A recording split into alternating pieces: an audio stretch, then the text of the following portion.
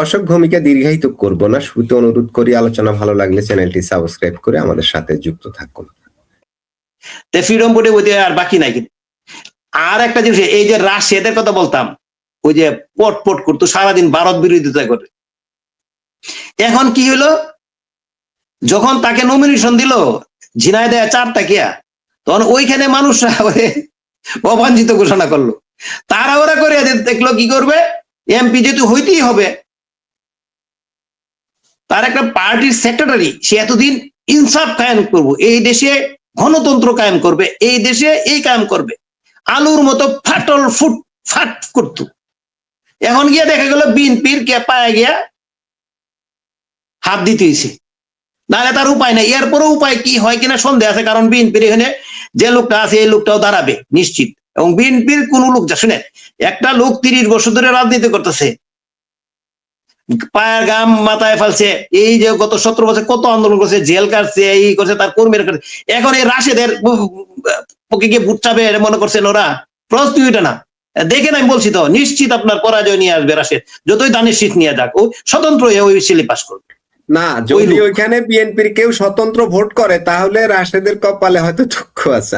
আমার এখন শুনেন, ওরা এখানে আজকে একটা নুরু যেহেতু পার্টিটা যদি বিলুপ্ত করতে পারতেছে না, নুরু চলে, যখন নুরুর এগেনস্টে দাঁড়াবে হলো মামুন নামের ছেলে, ঢাকা ইউনিভার্সিটি, না মনে হয় ঢাকা ইউনিভার্সিটি অথবা ছাত্রদলের প্রেসিডেন্ট ছিল, ঢাকা ইউনিভার্সিটি ছাত্রদলের প্রেসিডেন্ট ছিল, ঢাকা ইউনিভার্সিটি ছাত্রদলের প্রেসিডেন্ট, তাহলে অবশ্যই একটা স্ট্রং লিডার, এবং ওর প্রতিরোধের মুখে আছে।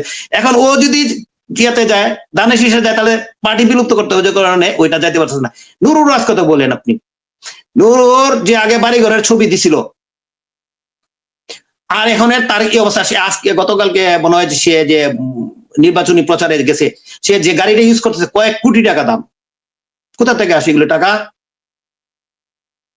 এই যে এনসিবির ছেলেরা, আজকে এনসিবির একটা ছেলে কি জানি একটা সাক্ষাৎকার দিল, ইয়াতে প্রবাস দর্পণে সাক্ষাৎকার দিতেছে, ও স্বীকার করছে যে ওই যে এই লোকগুলি কতগুলি নাম বলছে, যে সার্জিস নাম বলছে ডাইরেক্ট, যাদেরকে না ফিরানোর চেষ্টা করছে আর ফিরে নাই, একটা গ্রুপ তাদের বিরুদ্ধে চলে গেছে, যার কারণে এই যে এদের মধ্যে কি হয়ে গেছে গা, ভাগাভাগি হয়ে গেছে গা, জামাতে চলে গেছে। আমরা বলতাম না যে কিছু কয়েকটা ছেলে আছে মিডনাইটের, আমরা বলতাম যে সব আসলে ওরা জামাতের বি টিম হিসেবে কাজ করতেছে, এখন কিন্তু প্রকাশ হয়ে গেছে। তো ওদের সাথে যারা কাজ করছে সবাই তো এক মতাদর্শের লোক না, এরা একটা সময় একটা জায়গায় আসে, পরে ওরা একটা অন্যদিকে হয়ে গেছে, ডাইভার্ট হয়ে গেছে। এখন যেহেতু জামাতের সাথে অ্যালায়েন্স করতে যাচ্ছে, তখন কিন্তু এরা পিসমা পারছে। অলরেডি 30 জনে বিবৃতি দিয়েছে যে জামাতের সাথে তারা গেলে তারা জামাতে থাকবে না। আর যারা আছে না, যারা সবচেয়ে লাইমলাইটে যে মেন নেত্রী, ঢাকা 8 না 9 থেকে ইলেকশন করবে, সে অলরেডি মানুষের কাছ থেকে 40-43 লাখ টাকা, 46 লাখ উঠায় ফেলছে। তাসনিম জারার কথা বলছেন? হ্যাঁ, এখন ডাক্তার তাসনিম জারা এখন সে পদত্যাগ করছে ডাইরেক্ট, যে আমি পার্টি থেকে স্বতন্ত্র ইলেকশন করবো। এর আগে তো উমামা চলে গেল গা, এর আগে ওই বাক্সাসে যে ছেলেটা নেতা, ওই যে ইনা বললো যেটা, ও তো কালকে পরশুদিন বিবৃতি দিয়ে বলেই দিল 1.5 কোটি টাকা নিতেছে, এতগুলি সিট চাইতেছে, 30টা সিট দিবে, ওটা নিয়ে তো আলোচনা চলতেছে।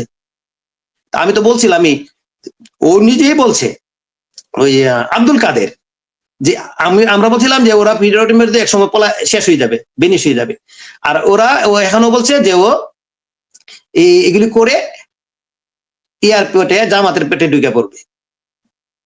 ওরা তো, ওদের তো ব্যক্তিগত কোনো আদর্শ নাই। আপনি কি এনসিপি এ পর্যন্ত তাদের কি আপনারা বলছিলেন, এই রাশেদ ভাই, আপনি আরো অনেকেই যে বলছিলেন যে এরা সব দল আসলে জামাতেরই অংশ, এখন ধীরে ধীরে সেগুলো কি প্রমাণ হয়ে যাচ্ছে? বিএনপি ঘেঁষা ছিল, যেমন নুরুর থেকে বের হয়েছে রাশেদ খান আর একটা দল করেছিল আমজনতার দল, ওরাও বিএনপি ঘেঁষা, সম্ভবত বিএনপি থেকে ওরাও ভোট করার আছে। না না, এখন না রাশেদ না, তারেক ওই ছেলেটা অনেকদিন ধরে চেষ্টা করতেছে, আসলে ওই তারেক ছেলেটা স্টুডেন্ট, আমি ও আমার ফ্রেন্ড লিস্টে আছে, তো মানে ওই ফলোয়ার্স এর মধ্যে আছে, তো অনেক আগে মানে সুন্দর সুন্দর ভালো ভালো কথা বলে দেখে আমি ওর জ্ঞান ফলোয়ার্স মধ্যে নিলাম, আমি ওরকে আমার, তো মাঝে মধ্যে মানে প্রায় মানে ওর কথাগুলি খুবই যুক্ত সম্বন্ধে। তবে একটা জিনিস স্বীকার করছে, যে আমি একজন প্রশ্ন করছিল যে আপনি তো 32 নম্বর ভাঙতে গেছিলেন, পরে বলছে ভাই আমি এটা ভুল হয়ে গেছে, আমি জাতির কাছে ক্ষমা চাইলাম, এটা আমি ভুল করে ফেলছি, আমি বুঝতে পারিনি, আসলে ওদের পাল্লায় পরে আমি চলে গেছি। এরপর থেকে রাশেদের প্রতি আমার মানুষের ভুল করতে হবে, ইয়াং ছেলে এরা তো অনেক কিছু বুঝতে পারে না, অনেক রাজনীতির যে অনেক খেলা আছে ওরা তো বুঝে না। আমরা তো সবসময় বলি রাজনীতি খেলাটা বহুত কঠিন, অত সহজ না। আপনার 2 দিনে এসে রাজনীতিবিদ হতে পারবেন না। একজন তুফাইল আহমেদ হওয়া এত সহজ ব্যাপার না, একজন আব্দুর রাজ্জাক হওয়া একদম অত সহজ না, কঠিন। একজনে আপনার ওই যে সাধারণ সিরাজ হওয়া অনেক কঠিন ব্যাপার। তারা অনেক দীর্ঘদিন রাজনীতি করছে, কার সাথে রাজনীতি সেটাও দেখতে হবে। শেখ মুজিব বঙ্গবন্ধুর পিছনে থেকে রাজনীতি করছে, বঙ্গবন্ধু কার পিছনে থেকে রাজনীতি দেশকে বঙ্গবন্ধুর নেতৃত্বে তারা ওই যে 4 খলিফা যেটা বলছেন, এই দেশটাকে তারা স্বাধীন করে নিয়ে আসছে, তাদের পিছনে আরো লক্ষ লক্ষ কোটি কোটি মানুষ ছিল, ঠিক আছে।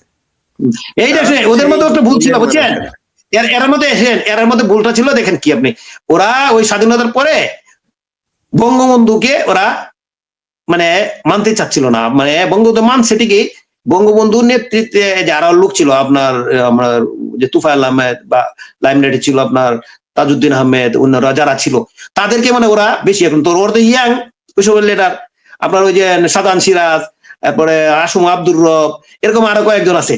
তখন ওরা গিয়েছে ওদের সাথে বিদ্রোহ করে ওই বানাইলো ওই আপনার আসানুল হক ইনু, এরা বানাইলো কি ওই যে জাসদ বানায় বাংলাদেশের যত ধরনের বিশৃঙ্খলা, হত্যাকাণ্ড, লুটপাট, ডাকাতি, চুরি ডাকাতি সবকিছু করছে, করে দেশটার ধ্বংস করেছে। বঙ্গবন্ধুকে ওই সময় দেশটা সুন্দর করে সাজাইতে দেয় নাই, সাজানোর সুযোগ দেয় নাই।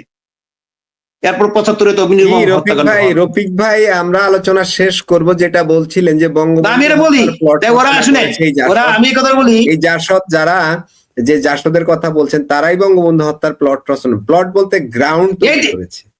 আজকে শুনেন এই যে যারা আছে আজকে যে আপনার এই যে নাহিদ সাজিদ, এদেরও এই দেখবেন এক সময় বাংলাদেশে ওদের এরা ঘৃণা করবে ওদেরকে, কারণ এই যে স্বপ্ন দেখায় মানুষকে এরা নিয়ে গেছিল সেই স্বপ্নের মধ্যে পানি ডালছে। এখন তাদের যে সহযোগীরা মাত্র 1.5 বছরের মাথায় ওদের বিরুদ্ধে চলে গেছে। কেন? তারা যে লুটপাট এবং তারা যে চাঁদাবাজি, বড় বড় এটা চাঁদাবাজি বলবেন, এটা কি বলবো, এটা আপনার পুকুর চুরি করার সাথে জড়িত। এক একজনের 20 কোটি, 300-400 কোটি, 500 কোটি টাকার মালিক হয়ে গেছে গা। এটা আপনার এত বড় পুকুর চুরি বাংলার ইতিহাসে আর হয়েছে না, যে কারণে এরা একসময় এই বাংলাদেশে ঘৃণার চোখে দেখবে এদেরকে।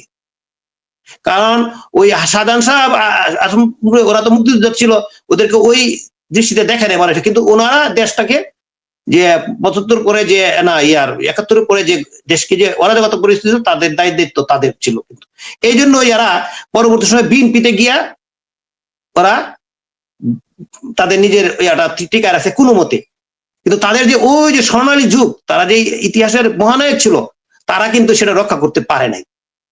আমাদের এই যে 24-এর যে ওরা যারা ছিল যে নাহিদ, এরাও এক সময় এরাদেরকে ঘৃণা করবে মানুষে, কারণ ওরা জাতির সাথে প্রতারণা করছে সোজা কথা যারা, এবং এটা দেখেন প্রমাণ হয়ে গেছে গা। আর এই যে এই কয়েকদিনের মধ্যে দেখবেন, এবং ওরা জামাতে গিয়ে ইলেকশন করলেও একটা ছেলেও সংসদে আসতে পারবে, একটা ছেলেও আসতে পারবে না, ওদেরকে ভোটই দিবে না মানুষ, সাধারণ মানুষ ভোট দিবে। জি রফিক ভাই, ভারত বিরোধিতা করে গেলে আপনি রাজনীতি হয় না। শুনে আপনি যত কিছু বলতে পারেন, এই দেশের মানুষ স্বাধীনতার পক্ষের অনেক মানুষ আছে, আর মেজরিটিরও বেশি আছে।